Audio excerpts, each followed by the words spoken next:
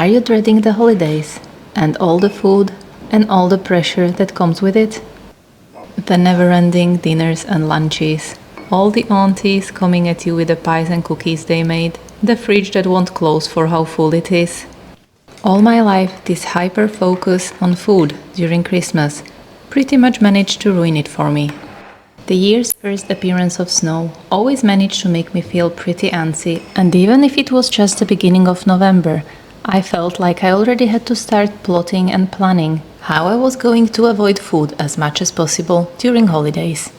And not only that, I knew that of course there would be situations where I wouldn't be able to say no to food that I was offered, and so obviously I had to eat much less in preparation. Instead of looking forward to the time spent together, I always managed to stress myself out so much during the couple of weeks leading up to Christmas that by the time it arrived, I just couldn't wait for it to be over and for all the food to be gone out of the house. I've always had a sweet tooth since I was a kid. I never cared much for fries and burgers, crisps or bacon. Those things don't do much for me. The sweet treats, on the other hand, that was a different story.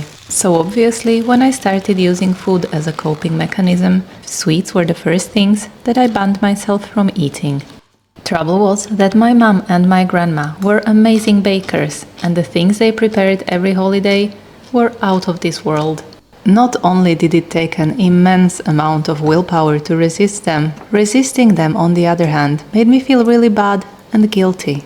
I knew all the Christmas cookies and cakes were prepared with love and care to make the holiday season more special for the family. I can't tell you how bad I felt whenever I was leaving my grandma's house with pocketfuls of treats that I had pretended to eat but secretly discarded of when no one was looking. I couldn't simply have just one or two. I was terrified that would send me into a spiral, unable to stop myself from eating everything in sight and magically becoming obese over the holidays. Refusing a treat that I was offered was also not an option. I was on a mission.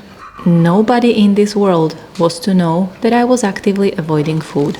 The goal of my mission was convincing everyone around me that I was this happy-go-lucky who could eat whatever she wanted, whenever she wanted, and never gain weight. Obviously, I couldn't risk refusing treats and exposing what was really going on. My anxiety during this time of the year used to be really crippling.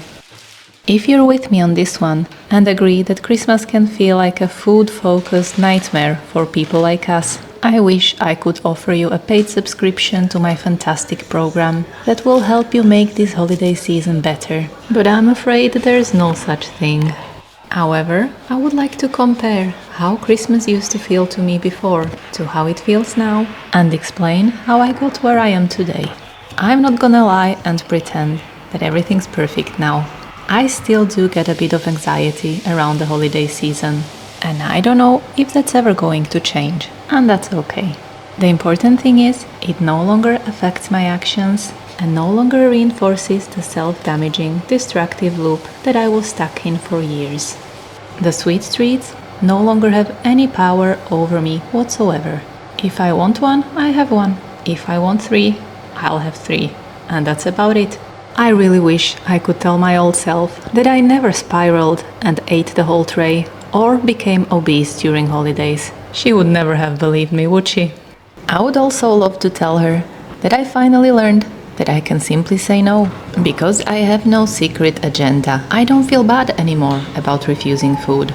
I no longer need to worry about what anyone might think about it.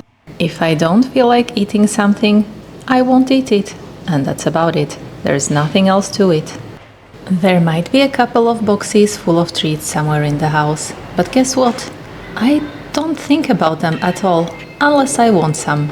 If I do, I go get something, enjoy it, and then forget all about the box full of treats. It holds no power over me, because no food does. It doesn't occupy any more of my mental space than it absolutely needs to. And at last, I'm able to enjoy the time spent together on the sofa watching Christmas movies without the constant food noise ruining it for me. And how did I get here? Discovering the root cause of my messed up eating habits, working through that patiently, and eventually diving into food freedom head first. I'm not going to pretend it was easy, but if I could do it, so can you. For the sake of a very Merry Christmas one day. Thanks for watching and Merry Christmas.